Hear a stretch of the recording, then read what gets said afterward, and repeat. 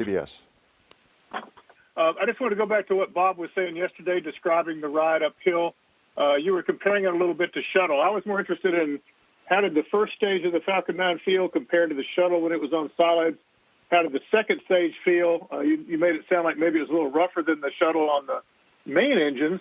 And just wondering if there was ever a point in there when you looked over at Doug and went, wow, this isn't quite what I was expecting.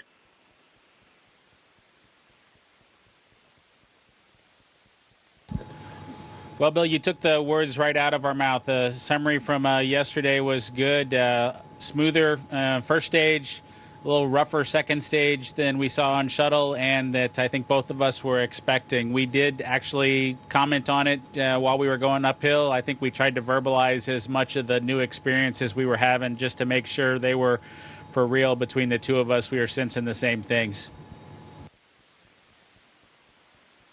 Hi, thanks for taking my question. Stephen Clark from Spaceflight Now.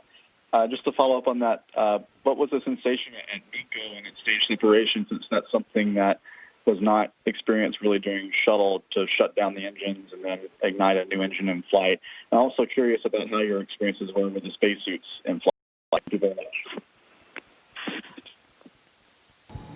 I think the question was about the difference with staging between the space shuttle and the Dragon, since we didn't shut down the main engines on the space shuttle like we went through for first stage and second stage. There was a significant difference between the solid rocket boosters on the shuttle and that second stage, and so I think we all definitely felt that separation and heard the clunk associated with it. Doug and I both commented on, I think Doug commented on it first, that we did feel some early zero-G when we came off of the first stage, and we're getting ready to transition to the second stage, and then we felt that second stage light.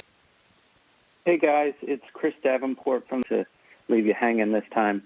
To follow up on Bill and Stephen's question about the ride, I wonder if you can walk us through, some of the technological differences between shuttle that led to the difference in the experiences, and then maybe a little bit more of what were some of the key moments during the ascent phase that stood out to you guys. Thank you.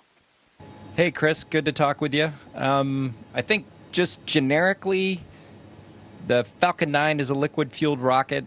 Remember, shuttle had solid rocket boosters to start with. Those burned very rough for the first 2.5 minutes. The first stage with Falcon 9 were the 9 Merlin engines, and roughly the same amount of time, and it was a much smoother ride, obviously, because it was a liquid engine ascent at that point.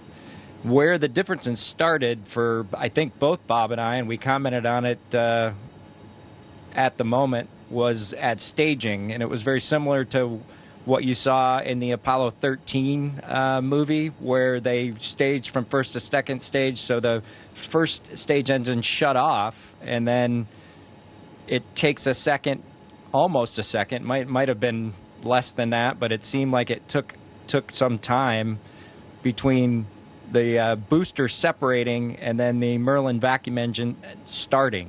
And so at that point, we go from roughly 3 Gs to 0 Gs for, I don't know, half a second probably. And then when that Merlin vacuum engine fires, then we start accelerating again for the next 5-6 minutes until we achieve orbit. So totally different than shuttle. It was smooth. It got a little rougher, as Bob had mentioned before, with the Merlin vacuum engine. And it'll be interesting to talk to the SpaceX folks to find out why it was a little bit rougher ride on second stage than it was for shuttle on those 3 main engines.